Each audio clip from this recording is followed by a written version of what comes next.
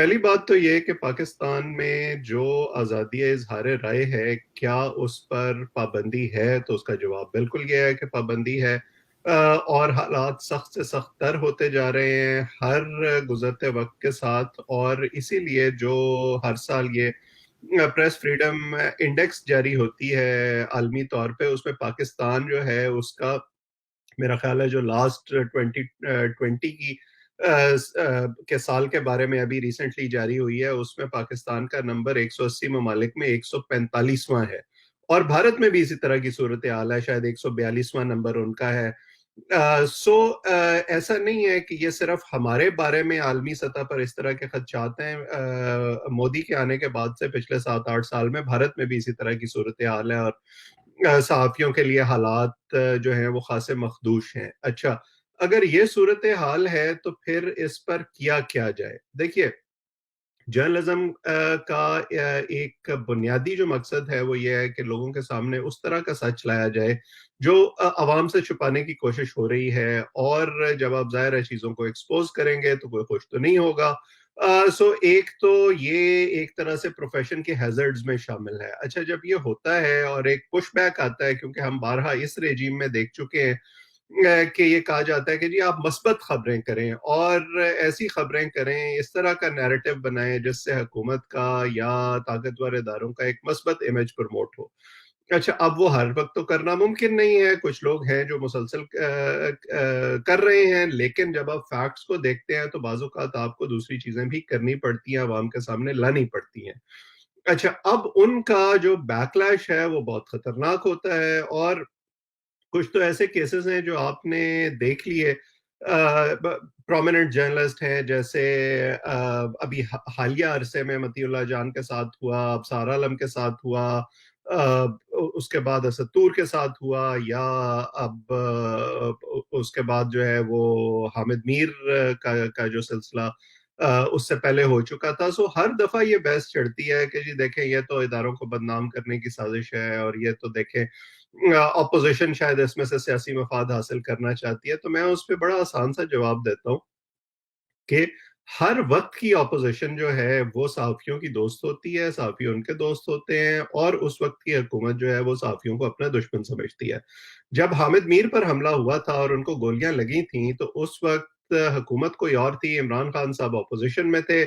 सो उस वक्त की हुकूमत उसको डाउन प्ले कर रही थी, लेकिन इमरान खान साहब जो है वो अस्पताल पहुंचे हुए थे उनको देखने के लिए। तो अगर पीटीआई के हामियों का ये ख्याल है कि उनको गोलियां लगी ही नहीं, और उन्होंने उन्होंने ड्रामा किया था, जैसे बार बार कहा जाता है कि उनके पेट पर कमीज के ऊपर पट्टी बंधी हुई थी, तो फिर वो इमरान खान साहब से पूछेंगे जी आप जो इयादत करने गए थे और आप देख के आए थे, तो आपने क्या देखा, हमें सच बताएं कि उनको गोलियां लगी थी या नहीं लगी थी। और खान साहब कह देंगे कि नहीं लगी थी, तो दूध का दूध और पानी का पानी हो जाएगा। और इमरान खान का इंटरव्यू भी मौजूद है कि उन्होंने डिक्लेयर किया था कि हामिद मीर जो है पाकिस्तान का बेस्ट जर्नलिस्ट है, बिल्कुल, इस तरह का। जी। बिल्कुल। अच्छा, इसी तरह अब अगर हम ये कहते हैं कि इन सहाफ़ियों पर अब जो हमले हो रहे हैं, ये शायद खुद अपने आप को मशहूर करवाने के लिए कर रहे हैं, खुद कंट्रोवर्सी क्रिएट कर रहे हैं, या किसी के ईमा पर जो है वो इदारों पर इल्ज़ामात लगाए जा रहे हैं, तो फिर तो और ज़्यादा ज़रूरी हो जाता है कि हमारे इदारे इसकी तहकीकात करें और इस साजिश को बेनकाब करें कि इनको कौन इस्तेमाल कर रहा है और क्यों मुल्क में इस तरह का इंतशार फैलाया जा रहा है। क्योंकि अब असदूर के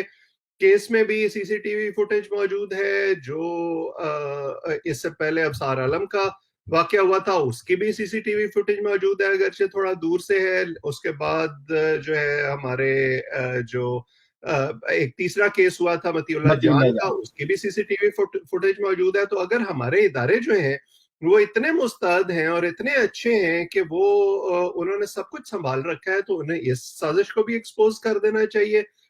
मसला उसके बाद खत्म हो जाएगा, आइंदा किसी की हिम्मत नहीं होगी इस तरह करने की। सो बुनियादी मसला जो है ना वो ये है कि रियलिटी कुछ और है, परसेप्शन कुछ और है, और परसेप्शन जो बनाने की कोशिश की जा रही है वो बन नहीं पा रहा, वो हकायक से कुछ दूर है। हाँ, ये इतना मैं जरूर कहता हूं अपने सहाफी दोस्तों के लिए कि बाज़ औक़ात जब हालात मुश्किल हों और आपको ये लग लग जाए कि ये पता लग जाए कि आप दीवार में सर मारते रहेंगे तो उस दीवार में सुराख नहीं होगा, तो आपको कोई अल्टरनेटिव रास्ता तलाश करने की कोशिश करनी चाहिए। और इजहार राय का जो सलीका है, जिस किस्म के अल्फाज आप इस्तेमाल करते हैं, वो आपकी स्किल का और आपके प्रोफेशनलिज्म का इजहार होते हैं। सो जरूरी नहीं है कि जो है वो आप जब इल्जाम लगाएं या आप किसी के बारे में गुफ्तगू करें तो आपका लहजा उसी तरह का हो जिस तरह के एक आम पार्टी एक्टिविस्ट का या ट्रोल का होता है। मेरा ख्याल यह है कि मेरे दोस्तों को जो प्रोफेशन में मौजूद हैं जरा बेहतर अल्फाज का इस्तेमाल करना चाहिए उसी मुद्दा को बयान करने के लिए जो वो पहले कर रहे हैं। जी वैसे हमने देखा कि कुछ खास जर्नलिस्ट एक्टिवेट हुए हैं जो कि सोशल मीडिया एक्टिविस्ट भी हैं, और अभी उन्होंने हामिद मीर पे एक क्वेश्चन मार्क उठाया और बल्कि बाकायदा अपनी एक वीडियो बना के लगाई है कि जी हामिद मीर ने एहसानुल्लाह एहसान का इंटरव्यू किया। हामिद मीर ने जो है वो उनके बारे में बताया कि जनाब जब इंडिया में जो हमला हुआ था उसके घर पहुंच गए थे और बताया कि ये पाकिस्तानी हैं। तो अभी हामिद मीर के उस पे भी हामिद मीर ने भी एक वीडियो बनाई है और कहा है कि मैं इन लोगों के ऊपर कानूनी कार्रवाई भी करूंगा। मैंने तो एहसानुल्लाह एहसान से किसी किस्म का आज तक इंटरव्यू नहीं लिया, और जिन्होंने इंटरव्यू करवाया वो अब बताएं कि उन्होंने क्यों करवाया, और जिन्होंने भगाया उनको भी बताएं कि क्यों भगाया। तो ये जो एक पैरेलल जर्नलिस्ट वर्सेस जर्नलिस्ट को लाके खड़ा कर दिया गया है, इससे पाकिस्तान के अंदर जर्नलिज्म को क्या नुकसान पहुंचेगा इन फ्यूचर? देखें, एक तो जो जर्नलिज्म की तारीफ है ना पाकिस्तान में, वो उसमें खासा मसला हो गया, वो लाइन ब्लर्ड हो गई है। अब हर वो आदमी जिसने अपने सोशल मीडिया के बायो पर लिखा हुआ है कि मैं जर्नलिस्ट हूं, या उसने अपना फोन वाला कैमरा इस्तेमाल करके एक वीडियो शूट कर लिया है, या वो खुद उसके सामने बैठ गया और उसने जो है हर किस्म के तबसरे शुरू कर दिए हैं, वो अपने आप को भले जर्नलिस्ट कहता रहे या उसकी बातें किसी को पसंद आती रहे, जरूरी नहीं है कि वो जर्नलिस्ट है। इसलिए हमें मेन स्ट्रीम मीडिया को और सोशल मीडिया को थोड़ा अलहदा करके देखना चाहिए। बहुत सारी खबरें जिनका इल्जाम लगाया जाता है कि जी देखिए मीडिया क्या कर रहा है, मैं जब उसको थोड़ा सा एक्सप्लोर करने की कोशिश करता हूं तो वो किसी ने ट्वीट किया होता है, या किसी ने फेसबुक पोस्ट किया होता है, या किसी ने अपने तौर पर कोई वीडियो बनाई हुई होती है। आप जैसे इवन औरत मार्च में बहुत सारी ऐसी वीडियोस चली जिसके बारे में लोगों ने कहा कि जी देखें ये जर्नलिस्ट जो हैं ये किस तरह की कवरेज कर रहे हैं, हालांकि उनका किसी मेन स्ट्रीम ऑर्गेनाइजेशन से कोई ताल्लुक नहीं था। बिल्कुल। अच्छा, जब हम ये डिस्टिंक्शन कर लेंगे तो फिर ये सवाल हमारे लिए आसान हो जाएगा जवाब देना कि अब इसका किया क्या जाए। देखिए, मेन स्ट्रीम मीडिया के हवाले से आपके पास, अगर हम इलेक्ट्रॉनिक मीडिया की बात करें तो पैमरा मौजूद है, अगर हम अखबारात की बात करें तो आपके पास सहाफ़ती तंजीमें भी मौजूद हैं, आपके पास अदालतों का फोरम भी मौजूद है, आपके पास डेफेमेशन के कवानीन भी मौजूद हैं। आप उनको इस्तेमाल करते हुए बाकायदा कंप्लेंट लॉन्च क्यों नहीं करते? आपका अगर ये ख्याल है कि ये खबर गलत है तो आप वो सबूत अदालत में क्यों नहीं पेश करते और उन जर्नलिस्ट को सजा दिलवाएं? ये जितने मैंने मुजाहरे देखे हैं, ये जितनी कंप्लेंट्स देखी हैं अपनी साफी दोस्तों की तरफ से, ये तो कोई कह ही नहीं रहा कि आप हमें क्वेश्चन नहीं कर सकते या अकाउंटेबल नहीं कर सकते। वो सिर्फ ये कह रहे हैं कि अगर हम पे कोई इल्जाम है तो आप उसका बाकायदा कानूनी रास्ता इख्तियार करें। ये मारपीट या इल्जामात लगाना या थ्रेट करना या नौकरी से निकलवाना, ये जो है मसले का हल नहीं है। इससे आग मजीद भड़केगी। इस जैसे मैंने आपको हामिद मीर की मिसाल पहले दे दी थी कि हामिद मीर अगर ये कहते हैं कि किसने करवाया एहसानुल्लाह एहसान का इंटरव्यू, तो वो बिल्कुल ठीक कहते हैं, क्योंकि वो जिन इदारों की तहवील में थे, ये सवाल उन इदारों से होना चाहिए। फिर ये कि अगर ये लोग किसी मुल्क दुश्मन सरगर्मी में मुलविस हैं तो उसका भी सबूत हमें अदालत में लेकर जाना चाहिए और उनको सजा दिलवानी चाहिए। एक सोशल मीडिया नैरेटिव बना देने से तो बात नहीं बनती। जैसे एक और नैरेटिव है कि जी देखें ये सब इल्जामात इसलिए लगाए जाते हैं क्योंकि ये लोग शायद असाइलम लेना चाहते हैं बाहर की दुनिया में। तो मैं तो जितने लोगों को जानता हूं, चाहे वो हामिद मीर हो या उमर चीमा हो या मतीउल्लाह जान हो या अबसार आलम हो या असद तूर हो, इनमें से किसी ने भी असाइलम की दरखास्त नहीं दी। सब पाकिस्तान में मौजूद हैं, कई कई साल हो गए इन वाकयात को। लेकिन उसके बावजूद एक ढोल पीटा जाता है, फिर ये कहा जाता है कि जी देखें पूरी दुनिया में कहीं ऐसा नहीं होता कि मीडिया जो है वो अपनी फौज के खिलाफ बात करे। तो ऐसे लोग अगर सिर्फ हम और आप अमेरिका में रहते हैं, अगर सिर्फ गूगल कर लें कि अमेरिका में अखबारात में और टीवी चैनल्स पर CIA और FBI के बारे में क्या क्या छपता रहता है, और पेंटागन ने अफगानिस्तान में या इराक में क्या क्या किया, विकीलीक्स में जो चीजें आई वो इस मीडिया में छपी, अबू गरीब जेल में क्या हुआ, फौज किस तरह से अफगानिस्तान में खुफिया कार्रवाइयां करती रही और डॉलर बांटती रही, ये सारी चीजें अमेरिका के मीडिया में छपी हैं, लेकिन उनको किसी ने गद्दार नहीं कहा। आप उससे डिसएग्री जरूर कर सकते हैं।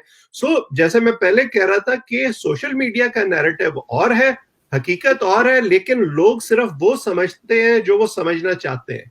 मैं पिंडी के उस शहरी के बारे में जानना चाहता हूँ आपसे, जो उठता है और FIA में जाके रिपोर्ट दर्ज करा देते हैं, और फिर एकदम सारे अखबारों में एक खबर लगती है कि पिंडी के एक पाकिस्तानी एक शहरी ने FIA में रिपोर्ट दर्ज कराई है असद तूर के खिलाफ, कि उन्होंने पाक फौज के खिलाफ जो है बात की। तो ये जो पिंडी के शहरी हर दफा उठते हैं, एक आम शहरी उठता है, तो आप क्या समझते हैं कि ये अक्ले कुल, मतलब अब इस सोशल मीडिया के दौर में क्या एक आम थोड़ा सा भी पढ़ा लिखा और सेंसेबल आदमी ये एक्सेप्ट करने को तैयार है कि ये किसने करवाई है FIA में, ताकि 4 तारीख को मेरा ख्याल है उनकी हियरिंग भी है, जो जाएंगे वो, तो ये कौन है?